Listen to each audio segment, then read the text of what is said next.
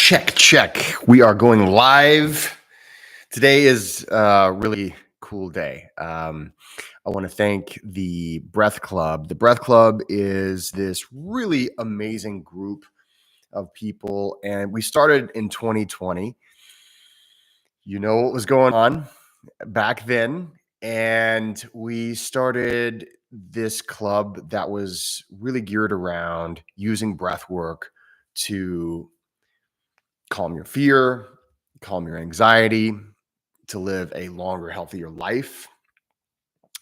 And it grew. It grew into a really cool group of people who I am so thankful for.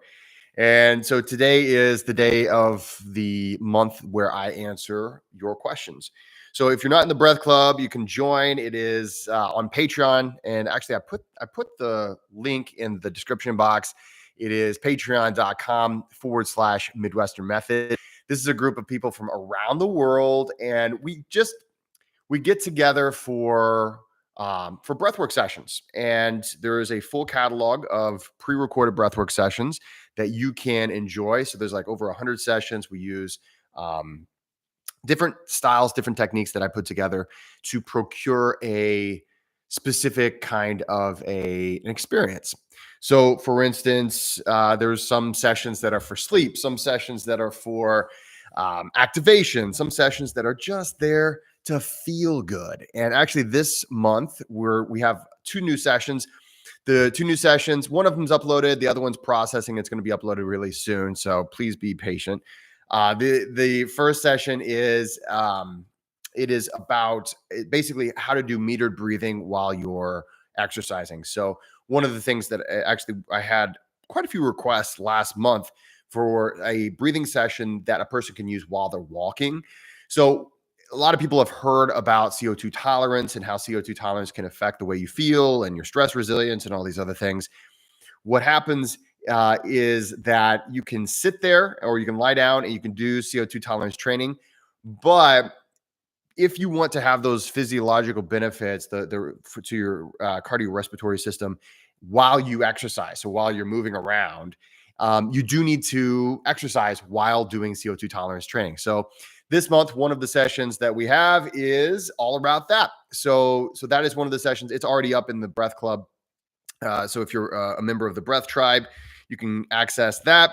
The other one is, we're going hardcore. Okay. So sometimes we go mild, sometimes we get saucy, super spicy, maybe. But this month, we have one that's coming up. I'll be uploading it shortly.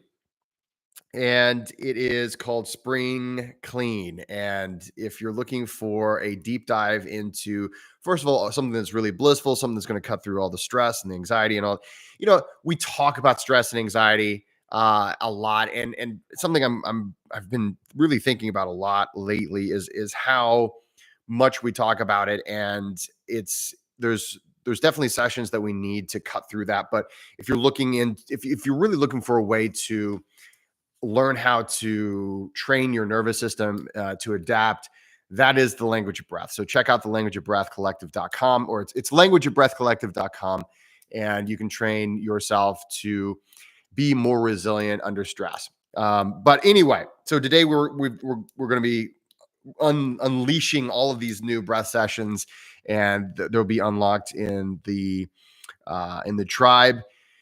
We've also got the breath tip of the month. This month's breath tip is all about, actually, we're going to talk about one aspect. So I've got some questions from the tribe today to cover. We're going to talk about those, but the breath tip of the month this month is all about all of this pollen and all this stuff flying around. Like right now in the Midwest, it's really, really windy. It's really beautiful, but there's pollen, there's all kinds of allergens in the air. And so everybody's having all kinds of allergies. So there are ways to use your breathing to reduce your allergies, but there's also some things you need to know about other aspects of it, how to make those things work better. Yes, inhaling through your nose is really, really important, but there are a lot of other aspects to it. So some of it has to do with how you're breathing. Some of it has to do with other things, and I cover supplements and other things that you can do to increase your ability to ultimately reduce all the inflammation that comes with allergies. So I have allergies. My family, we've all, we have them, but I don't really suffer from them because I practice these things. So and it's nothing magical. That's one of the things that I want to say. It's nothing magical. It's just some real practical advice. And that is on this month's breath tip. So if you're a member, if you're a $10 member or above, you get access to all the breath tips in the Breath Tribe. So you can do that. So we've got 3 big questions here, and I really appreciate these questions that are coming from the $20 and above level. And one of them has to do with ear pain during breath work. So ear pain during breath work is something that you're going to hear a lot of. You may experience it. I know myself, if you practice language of breath, like I'm a big fan of 100% nasal breathing. And this is not just because of CO2 and all the things that a lot of times people talk about when it comes to breath work. When you're doing superventilation, so whenever you're doing breath work where you're going to get blissed out, you're going to maybe have altered state experiences. I am a firm believer, based off of all the years I've been practicing, all the research I've done, I'm a firm believer in using your nose 100%, as long as it's not causing you pain. And this is not just for, the breath mechanics reasons, and not just because the nose is the filter. It's also because there are other aspects. For instance, you're going to stimulate your olfactory nerve, and when you stimulate your olfactory nerve, that is connected to a lot of memories. That's connected to a lot of things, and it's something that just try it. I know a lot of people are into breath work. Hey, if you're into this channel, you're into breath work. A lot of people just sit there and huff and puff with their mouths. I was like that at the beginning, and then eventually I was like, no, I'm going to inhale through my nose, exhale through my mouth. I was like that for a while. And if you go back through the catalog, you can find a lot of my sessions where I talk about, breathing out through your mouth. Now, having said that, I'm going to talk about when it's appropriate to do that here in just a second. But I'm a firm believer now in and out through the nose. And so a lot of people have ear pain when they try that, especially at first. So Brian reached out. He said, hey, listen, I have ear pain when I do heavy breathing, or superventilation is what he's referring to. Maybe you might think about it as circular breathing, or anything that would be, continuous deep breaths. And he says, what can I do about this? Because I'm trying to do in and out through the nose. It's just painful. Now, there's a few things. The immediate answer to that is, hey, don't hurt yourself. In through the nose, out through the mouth is not going to be the end of the world. It's not quite as good as in and out through the nose, but it's at least in my opinion, but it's better than nothing, right? So in through the nose, out through the mouth, and for a lot of people, they don't have any problems. There are some people who actually do have problems, though, with ear pain doing that, right? And I've even talked to a lot of people who have ear pain after in and out through the mouth. Now, the reason why most people have that ear pain is because of a thing called your eustachian tubes. So eustachian tubes, there's these tubes that drain your ear down your throat, and it come down from the sinuses, and they come down into your throat. There are tiny little things, and everyone's a little bit different there. Now, I actually have one of my eustachian tubes always gets messed up. So it's not just breath work. It's just my whole life, I've always had infections in my right ear. And it was always because, and I didn't realize it at first, but it was because I had these eustachian, this side, the eustachian tube is just not, it's a little small, or maybe there's something that it's easily irritated and it's easily blocked. So exhaling through the mouth was something that I did for a long time. Now, actually, in this month's breath tip, if you're in the Patreon club, if you're in the $10 or above tier, I talk a lot about this, about a lot of things, about how this works. And I'm going to talk a little bit about it today here on this live as well. But when it comes to your eustachian tubes, one of the easiest ways to clear your eustachian tubes, and actually, I'm going to back up just a minute. I'm going to back up because we're kind of jumping ahead. So why is it that I have ear pain? It's because of the eustachian tubes in most cases. Yes, there are some cases where there's other things going on, but most of the time, it's going to be that you're having some inflammation in your eustachian tubes. There's pressure changes in your sinuses, and that can cause you to have ear pain. Hey guys, hey Brandon, hey Dana, nice to see you here. Yeah, I'm so glad you stopped in. You see my bearded face, but thank you so much. If you don't mind, hit that like button. I appreciate it so much. It makes a big difference for the channel. But yeah, so we're talking about ear pain, and so Brian had this question. He was having this ear pain. He's trying to in and out through the nose, and he's experiencing ear pain there. He says that it's not so bad whenever he exhales through the mouth. So my first suggestion, okay, so exhale through the mouth. We don't want to do something that immediately causes us pain. And then from there, you want to do things that will help open up your sinuses. So this can be different for different people, but the vast majority of us don't use our sinuses as often as we should. And we generally we'll inhale through the nose. Maybe you're really good at inhaling through the nose, but you're exhaling through your mouth. Like what I'm doing right now, I inhale through the nose, but now look, I'm exhaling through the mouth. I'm speaking. And so if you're a talker or if you're in some kind of a business or your work relies on the fact that you're communicating verbally, even if you're inhaling through the nose, which is better than just doing in and out through the mouth, you're exhaling through the mouth. And research shows that this can cause inflammation in your sinuses. The more inflammation you have in your sinuses, the more likely you are to have these issues of sinus pressure that can irritate your ears. It's all connected up here. So one of the best things a person can do is do something to avoid that sinus pressure. Well, so one of the things is avoiding mouth breathing by exhaling. Now you can't just not talk. Like it would be very difficult for me to do this today if like, okay, I'm going to make sure not to exhale when I talk. Like it's literally like physically impossible. Hey Jeffrey, nice to have you here. Thanks so much for being here. But so obviously we do need to be able to exhale through our mouth, and there are times when it's appropriate if you're doing physical fitness things in sports. But ideally, if you're not talking and if you're not pushing yourself at the gym, inhale, exhale through the nose. Another thing is typically, especially during this time of year, when there's a lot of pollen in the air, we do get a lot of inflammation. So you want to do things to reduce that. So one of the things you can do is just quite literally just drink more water. And you're like, well, wait a minute, is that going to reduce inflammation? Not necessarily directly. So water isn't like an anti-inflammatory.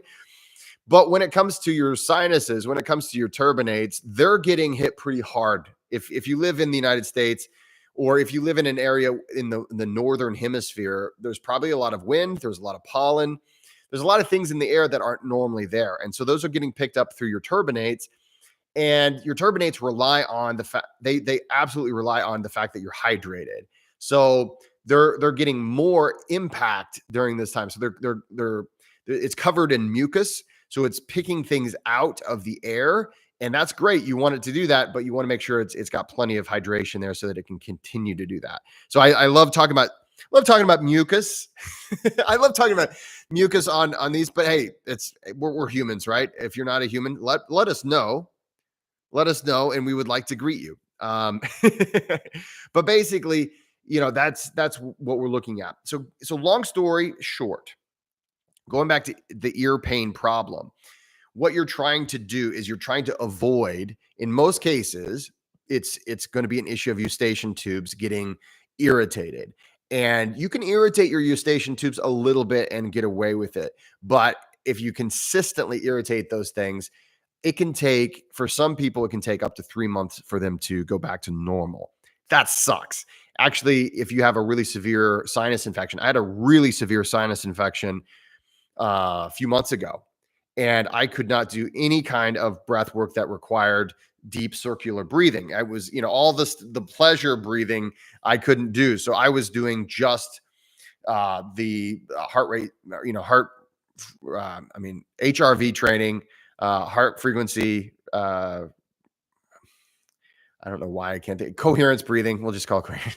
But I was doing that style of breath work. Of course, I was doing it language of breath style. So I was doing all sorts of body scans and things like that. If you're not familiar with the language of breath, check us out. This is the next level of breath work. And it's not just, it's like oh, it's the next level of breath work. It really is. We're really at the forefront of looking at how breath work is just really almost just facilitating other things that happen. And once you start to become aware of those other things, then you understand the breath work is just there to help you do those things. It's not necessarily, it does have a lot of effect on our nervous system and things like that. But if you really fully understand it, you understand that the breath work is helping you do those other things. Anyway, having said that, if you're experiencing ear pain, chewing gum is a fantastic way to help clear out those eustachian tubes. Doing anything you can to reduce inflammation. Those are all good. And another big one is do cardiovascular exercise as often as you can using your nose only. By doing that, you get to work out your sinuses, and that's like such a huge improvement. I can always tell whenever I haven't done my cardio, and I'm a weight training guy. I love deadlift, I love bench press, I love pull-ups.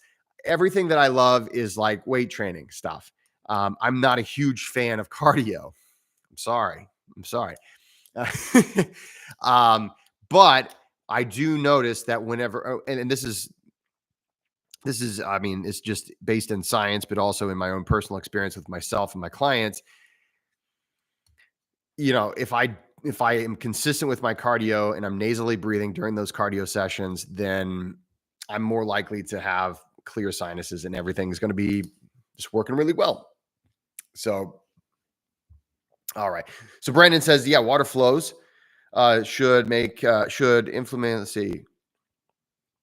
Yeah. Okay. Basically, yeah, you're trying to help keep the stuff moist. I know by just saying that I triggered somebody by saying moist. All right. So having said that, there is your answer. I appreciate that, Brandon. If you're just joining us, please hit that like button, or stick around. We're going to be doing in the next hour. We're going to get together for a breathwork session. If you're not a part of the Breath Tribe, today would be a great day to join, because for as little as $5, you can join, and we're going to meet at the next hour. So it's 2:00 Eastern Standard Time. We're going to get together for a group session on Zoom. If you're not sure how to find me on Patreon, you can go to my landing page. You can click on the Patreon thing there, or you can take a look at the thing below. There's a Patreon thing down there as well. And hey, if you're just want to hang out, hey, let's hang out, and we'll just hang out for a little bit. I'm going to be answering some questions from the $20 and above tiers. And if you're in the $20 or above tiers, you also get access to one of my online courses for free. So the Foundations course is absolutely free whenever you join at the $15 level or above. So you get a bunch of cool stuff. Anyway, having said that, let's talk about the next question. Elena, she reached out and she's read my book. So she read my book. Oh, hey, look at this. The Language of Breath. So she read my book. And in the book, I talk a lot about how emotions are biological signals. And if you're into breath work, you have to understand that, well, maybe you don't understand this, but the language of breath is really focused on how sensations are really what we're focusing on. We want to focus on sensations, those physical sensations, because they're attached to emotions, which are messages from your unconscious. And I know if you're not familiar with my stuff yet, that might sound like woo-woo nonsense. I promise you it is not. I don't know how many times I've done talks, I've done speaking engagements, and they're like, hey, let's keep it to the science. I'm like, literally, this is the science. There's so much about each of us that we don't have conscious access to, but we can infer a lot of things based off of physical sensations, based off of a lot of these things that happen, and we can start to get to know ourselves better. So physical sensations and emotions. Let's talk about that. And actually, I'll even do a little demonstration if you guys want to hang out with me for a second, and we'll just kind of demonstrate how emotions are not just like these intellectual ideas. So, all right. So let's just, what I'm going to do, Let's do a demonstration. And I appreciate this, Elena, because it's a great opportunity for us to get to talk about this.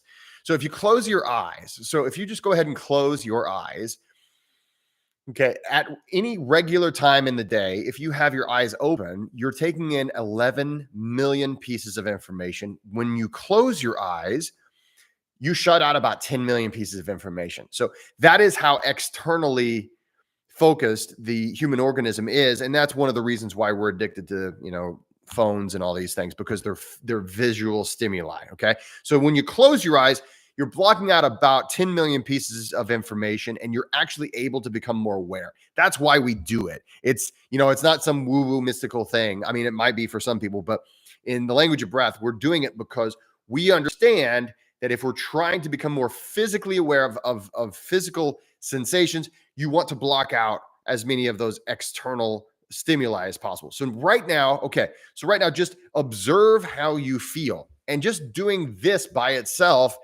if you're not really experienced in this sort of thing, it can be difficult because it almost feels like, oh, well, there's just nothing going on. I have my eyes closed, I see darkness, and I feel maybe my butt on my chair, or I feel maybe the phone in my hand or whatever. And okay, well, where's the sensation? So what I want you to do we're going to take you for a minute. Observe, just kind of put your focus in your forehead. So notice how whenever you put your focus in just one place, maybe you might start to pick up sensations. And these are a lot of times external sensations on the surface of your skin. You're starting to pick up things that were there already, but you only just now started to observe, right? So by simply shifting your focus and your awareness, you're able to observe things that were there already, but only now are you really becoming aware of them. Okay. And this is a very simplified version of a lot of things we do in language breath, but I want to share this with you, Elena, because Elena is the person in the breath tribe that asked this question, because I think it's an important question. Okay. So having done that, okay, so now move your awareness. See if you can move your awareness down to maybe the nip of your throat. So right of the front of your throat, not the back, not your neck, right? Not the back of your neck, but the front of your neck. And just see if you can just observe how you've moved your awareness. And when you focus that awareness, you're able to pick up things that maybe were there already, but you didn't notice until you really became focused and aware. Okay. Stay with me, guys. It gets better, but we got to go step by step. Okay. Okay. So what we're going to do now is just try to scan yourself from head to toe. Maybe go bit by bit, kind of working your way down, just observing all these different things that, hey, we're taking in so many pieces of information normally, but we're just observing. Okay. And I'm going to show you the connection between emotions and physical sensations. Okay. And this is one of the foundational elements of language of breath. So, okay. So we're just kind of scanning your way all the way down. Can you put your awareness actually in your feet? Can you actually bring it to where it's just 100% in your feet? Just observe. Simply by putting your awareness there, even sometimes the way it feels may change, or the things that were there already, now you're aware of. Okay. So, all right. So now your awareness is in your feet, really, really noticing the awareness in your feet. Maybe you can even feel your heartbeat in your feet. So, we can do this. There's a lot of different exercises, but for right now, just to show you the connection between physical sensations and emotions, bring your awareness. Now, just try to make your awareness all the way from head to toe. So really just try to become aware of everything from your head down to your toes, from your fingertips to your fingertips. Really just observe yourself, okay? And what I'd like you to do, we are going to bring up something that will trigger an emotion, okay? So I'm going to ask you we'll just do 2 emotions. Normally we do 4, but just for the sake of this broadcast, we're just going to do 2. I'd like you to bring up something to your mind. Okay. So just think of something that makes you feel angry. If you can visualize that, that's even better. Some of us can, some of us can't. Think about something that makes you feel angry and really, really focus in on it for just a moment. This is just an exercise. I don't want you to, after this, throw down your computer or your phone and then go punch somebody in the face. But think of something that makes you feel upset, something that makes you feel angry, and observe the physical sensations that come up whenever you feel that way. Okay. So you're bringing it to your mind's eye, right? You're really bringing it to your thoughts. And now notice how that changes physical sensations. You're going to experience a physical sensation. And you may want to just put your hand over the place where you feel that. Just observe, really allow yourself to think of the thing and observe how it changes the way you feel. There is a physical element to that emotion. Okay. All right. And now I'm going to ask you, just go ahead and try to clear your thoughts. Let's take a deep breath, just following your breath in through your nose, all the way down, letting it go nice and slow out the nose if you can. Let's do that again. Again, we're clearing our mind of whatever it was you thought of. We're just bringing ourselves back to the room, kind of clearing the slate. Deep breath in through the nose. And then relax it out nice and slow. You're doing great. One more time, just so we're cleansing the palate. Then I'm going to ask you to think of something else. Deep breath in, all the way in. And then focusing on your breath, just relax it and let it go. Now, the breathing here, these breathing techniques, what we're just doing, didn't do it. All we're doing is we're just allowing ourselves to focus on something else. It's not like those deep breaths somehow magically did something. Okay. We're just allowing ourselves to clear the palate. Now, I want you to think about something that makes you feel grateful. So really bring that to mind. If you can visualize it, if there's a story behind it, if there's a memory behind it, it's a thing, it's a person, it's a place, whatever it is. Maybe it's the new job you got, or maybe getting laid off was the best thing that ever happened to you because it led you to this other thing. Whatever it is, feel gratitude. To really allow yourself to bring it to mind and observe the physical sensations that accompany that thought, right? Allow yourself to just experience that. This is all about we're just in the laboratory right now, thinking about something that allows you to just that you feel grateful for. Maybe it's your relationship, maybe it's your grandma, whatever. And observe the physical sensations that come up. Maybe you put your hand over those places. Are they different? Are they the same? Now, let's go ahead and cleanse the palate, or hey, gratitude's a nice place to be. There's nothing wrong with staying in that moment as long as you'd like. So you can always, cleanse the palate, take a nice deep breath, just bring your focus back to your breath and come back into the room. Now, what we did is a really simplified version of some of the exercises we do in language of breath. But Elena was asking, what is the connection between your emotions and your senses? Your emotions, okay, quite literally, emotions are biological signals from your unconscious that are there to push you toward actions. It's there to push you. Like, for instance, when you feel love towards someone, and it's maybe romantic love, right?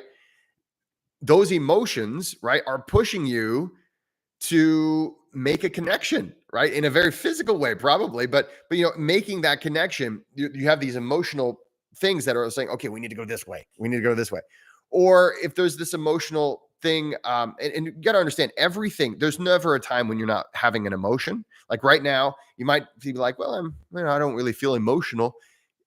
Human experience is like we're always having emotions. Even a lot of times we're experiencing emotion and we don't even know it. Like there's a lot of emotions that are kind of underneath everything and then you just don't really have access to. And so this is whenever we talk about how these things work. So what we're trying to do in the language of breath is we're trying to observe these things and we're trying to feel more comfortable with them. And this is the real power of breath work that most breath work really doesn't address, is that we want to feel these things and we want to feel comfortable feeling these things so we can move forward feeling comfortable with how we feel. Even if it's discomfort, we want to be able to learn how to feel comfortable with those things. And there's a lot of different ways we can do it. Breath work is, in my view, the best way to, I guess, the most effective way and the most reliable way to do it. So when we talk about emotions and sensations, the way you feel, quite literally, the way you feel, and I'm using that word in every way you possibly can feel it, you can use it. The way you feel is affected by your unconscious position on your situation. The way you feel is based off of core affect. Core affect is a word that we use in the world of science. Are you hungry? Are you sick? Are you dizzy? Are you safe? Are you horny? All these things. These are your core affect, and where you are in comparison to where you believe that your needs are, that will change your emotional state, and those emotions will push you to take actions that will affect those things. Now, I know this might sound really complicated. I explain it further in some programs that I do, but just in a nutshell, because we had this question from one of our Patreon members. That is how emotions are connected to your senses. Now, having said that, we're not 100% sure, right? So science is not 100% sure how exactly it all works. Okay, there's a lot of, why exactly do I feel when I feel angry about this thing? I feel it over here, over here, over here. But whenever I feel angry about this other thing, I feel it in a different spot. There's research that was done in 2013 that verified that what this process is. This is not just me doing hippie, woo woo stuff. If you know me, I really, I love the fact that I think there's more mystery in our physiology and our psychology than anything else. I find it to be very fascinating. So that is where that is. So thank you so much for that question, Elena. We don't know exactly how it all works, but we do know that your emotions do affect how you feel in every given moment. And your emotional state, whether you're aware of it or you're not aware of it, it will affect it's a part of you that you're not consciously aware of that's trying to direct your actions. So it's based off of your lived experiences, how you were raised, your sense of humor, your whether or not you've had a nap. There's research that shows that judges. So if you go to trial, judges are more lenient after they've had their meal. They're more harsh on their sentencing right before lunch when they're hungry. It's just part of us. And so these things, we're constantly being guided and manipulated by ourselves, which is part of us trying to help us survive. All right. So that is that. Thank you for that question. This is something we cover a lot in the language of breath.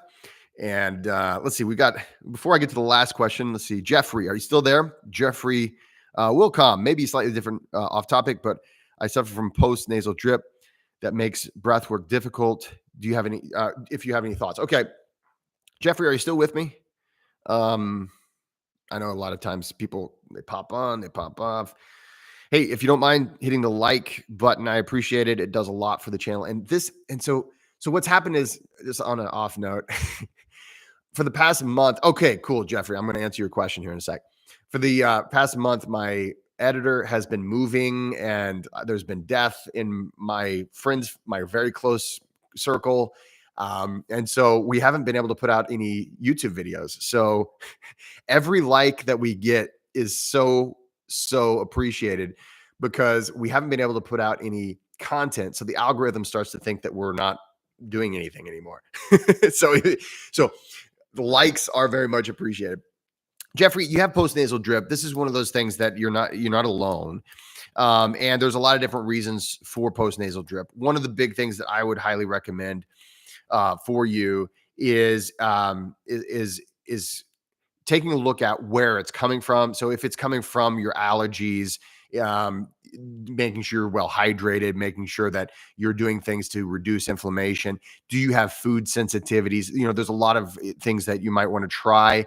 One of the things that seems to help me a lot is taking quercetin. So I take 750 milligrams of quercetin every morning on an empty stomach, and that seems to help me a lot.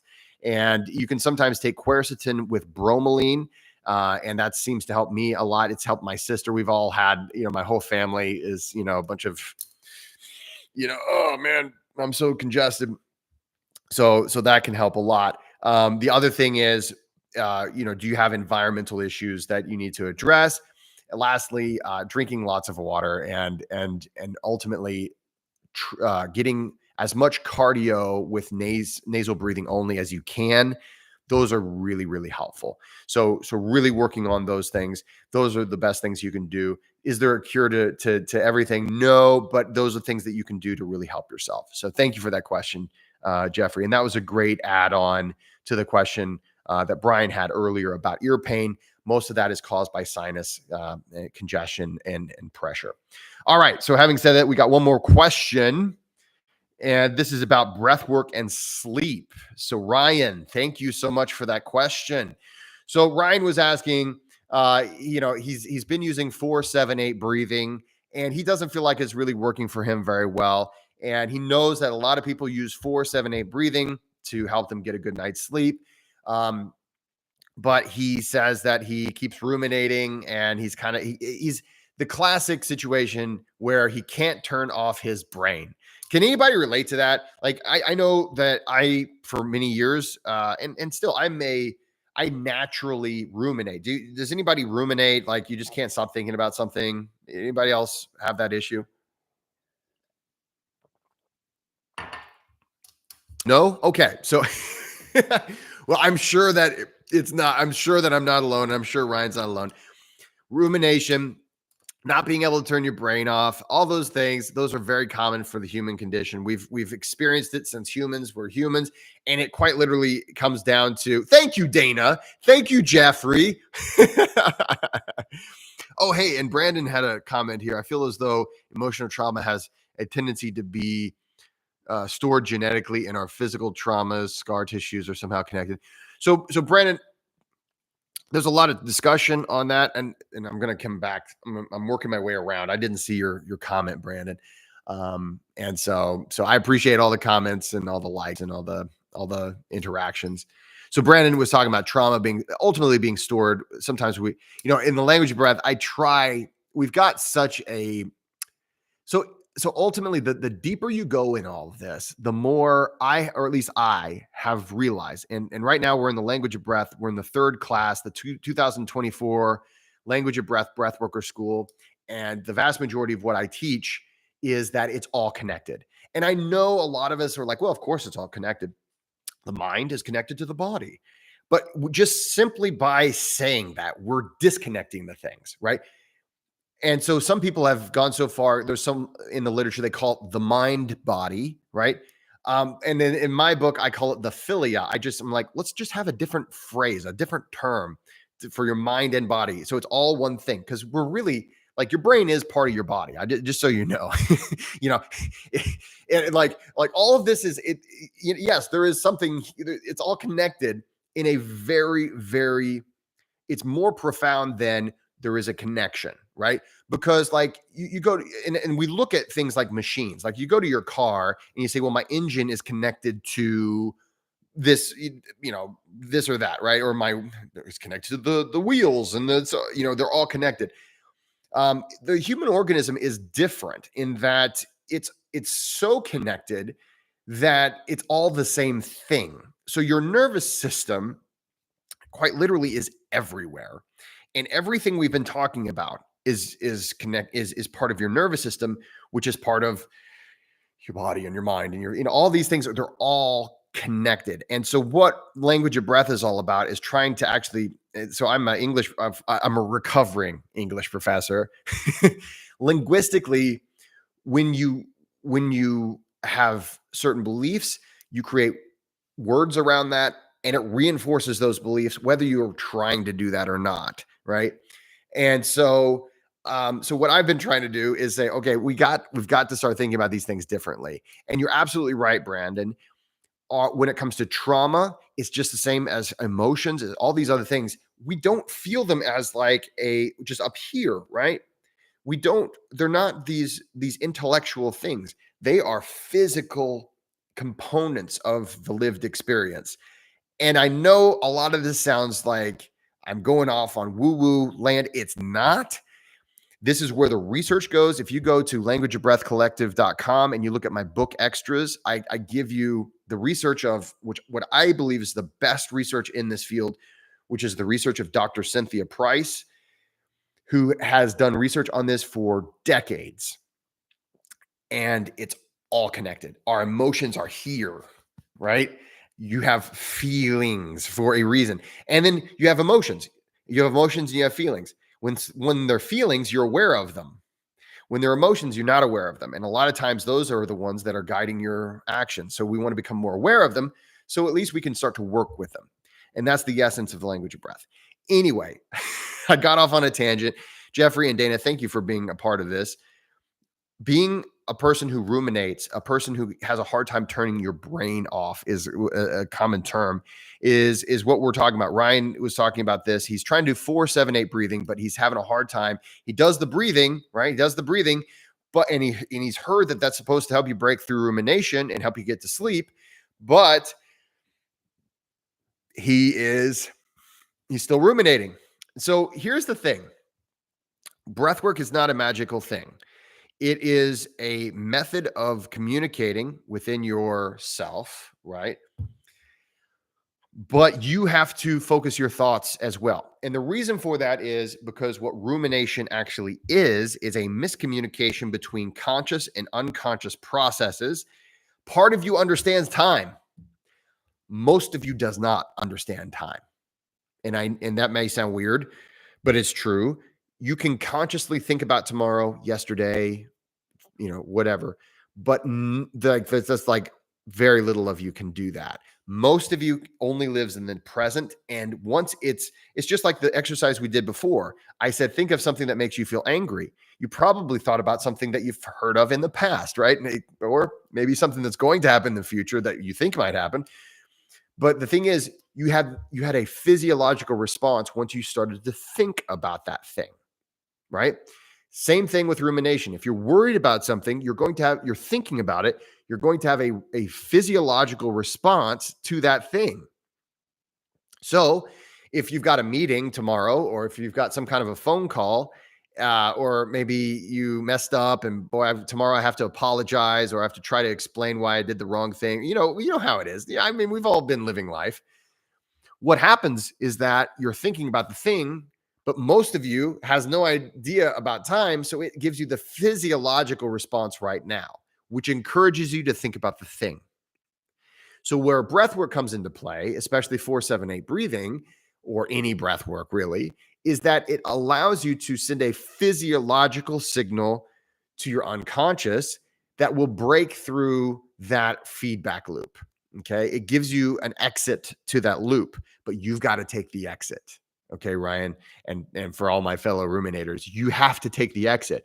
So doing the breathing technique gives you the possibility for an exit to that rumination feedback loop, but you have to decide to think about something else. You can't just go right. As soon as you think about that thing again, the cycle begins again. So you do the technique. And then as you're doing the technique, what I always do, and here's a cool tip. I always just think about my feet. I put my full awareness in my feet. And then I do 4-7-8 or do whatever technique that I'm trying to do to break through the feedback loop. And so you're putting your awareness somewhere that is neither in the future or the past. You're putting your awareness in the present. So you're focusing on physiological things in the present, and you're doing something to take you out of that rumination state of, I'm thinking about the future, I'm worried about the past, or vice versa. So that is the key, Ryan. So I appreciate the question. When it comes to getting a good night's sleep, it's very difficult to do that when you're ruminating, because you're physiologically you're being activated, and you're being put into a state that is not conducive for sleep. So physiologically, you're being activated to go take some kind of physical action, whereas you're trying to actually just go to sleep. So the best thing you can do is break through that cycle and then try to focus on something else. And I know that's hard. That's really hard, because there are feedback loops inside of your brain. There actually is a part of your brain that will continue to try to encourage you to think about that thing. It's called your motivational network. And it is hard to deal with sometimes. And there's no doubt about that. The issue here is, if you want to get a good night's sleep, you have to at least try. So doing 4-7-8 breathing is one of my favorites. I always incorporate 4-7-8 breathing, and this is just like everything with language of breath. I incorporate 4-7-8 breathing with some kind of a internal focus. So if you do that, you're doing some kind of an internal focus. I love to do my feet. And I don't know why. I really don't know why it is that I specifically prefer focusing on my feet. I think maybe it's because maybe it's the furthest part from my motivational network. But I mean, it allows me to be really in the present. I'm just thinking about my feet, and I'm just doing 4-7-8. And before you know it, you're yawning, you're dozing off, you're having a great night's sleep. And it's all because you allowed yourself to be in the present. Because the opposite of rumination is living in the present. That's why so many people talk about live in the present, live in the present. And they don't fully understand why. But hey, you got to live in the now, man. Which honestly, if our ancestors just lived in the now, we wouldn't exist, right? The fact that we can plan for the future is actually a great thing. It's the reason why we exist. It's the reason why I would assume you know where or at least you have an idea of how you're going to eat later today or where you're sleeping tonight, right? I mean, if we just lived in the present and we never thought about the future, that would be irresponsible. So much of the messaging out there, it's true if you allow yourself to fully embrace the present moment, you're going to defeat the rumination cycle. That is true. But you at least I mean, so you have to be able to think about the future enough to plan, but at the same time, you have to be able to say, okay, there are certain things I can plan for. There are certain things that future thinking will do for me, and there are certain things that, you know what, it's just a waste of time. Rumination is the biggest waste of time because rumination, by definition, is you can't stop thinking about something that you can't do anything about. Okay. And so you'll just lay there and you'll go through these simulations because that's what your brain wants to do. Your brain is trying to solve the problem. I mean, I shouldn't say your brain, it's you. That is, all your unconscious processes are encouraging you to do that thing. I want to solve the problem, right? That's what rumination is. And so you can't, right? It's like, well, I can't solve the problem until I wait for tomorrow, and I need to get a good night's sleep tonight. And then you look at the clock and it's 11 o'clock and you're like, my God, it's going to be so late. I'm not going to sleep very well tonight. That makes you ruminate. I mean, we really suffer so much from our own doing, and it's not your fault. I mean, it's not like hey, well, you deserve to suffer. It's just the fact that that's how our species was created. I mean, that's how we were built, and it's just part of it. So I appreciate that question from Ryan, from the Breath Tribe, or excuse me, the Breath Club. That was a really good question. And that's a question that I get more than any other question. Or I should say, that's a topic I when I do one-on-one trainings, when I do group trainings, I'm working on a new online course right now that's going to cover a lot when it comes to rumination. That's one of the biggest things that people suffer from is I I can't stop thinking about something. Right? And it's crippling. It's paralyzing me. I can't put my focus on anything else. And I know that I'm wasting my time thinking about this thing. So that is rumination. And Ryan, I appreciate your question. I hope that helps you. And I hope that helps everybody that was listening today. And guys, I want to thank you for being here today. We're going to be in about 10 minutes. We're going to go start the Zoom session. So if you've not joined the Breath Tribe, today is a great day to join because today is when we're doing our breath party. So we get together every month. We get on Zoom. I guide you through some group breath sessions that are just for breath members, breath club members. And of course, if you join, I mean, you can join for as little as $5 and you get access to the party we're going to have. And then you also get access to all of the recordings from all the other breath parties. You get access to over 100 pre-recorded sessions that are mastered and like they're really kind of polished pre-recorded sessions that you can take with you at any time. And also you get to be in a really cool group of people. A really cool group of people that there's a lot of names that pop up and I'm like, hey, yeah, I know you. That's awesome. Maybe we've never met. Some of you guys I have met.